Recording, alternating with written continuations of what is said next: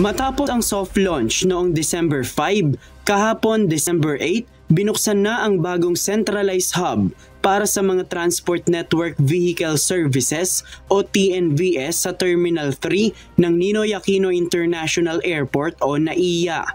Matatagpuan ito sa multi-level parking ng terminal. May sukat na 6,000 square meters, 401 na parking slots, 18 loading bays, at dedicated lanes para sa mga TNVS. Ayon sa private operator ng NAIA na New NAIA Infrastructure Corporation o NNIC, layon nito na mabawasan ang congestion sa terminal, gayon din ang traffic at maging mas maayos ang passenger experience ng mga pasahero. Sa ngayon, ang Grab Philippines ang unang ride-hailing company na nag-ooperate sa centralized hub.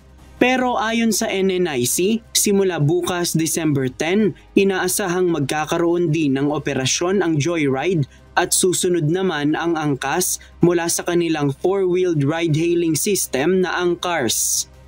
Ayon sa NNIC, bahagi ito ng mga hakbang para gawing world-class ang main international gateway ng bansa. Sakto na rin anila ang paglulunsad ng centralized hub sa inaasahang dagsa ng mga pasahero sa papalapit na holiday season. Samantala, inanunsyo rin ng NNIC na mayroon ng sariling koneksyon ng kuryente ang NAIA.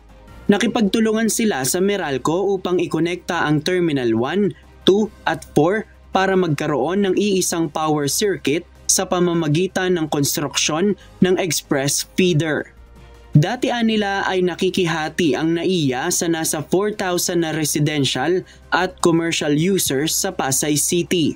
Sa pamamagitan nito, mababawasan na ang tsansa ng mga power outages sa airport.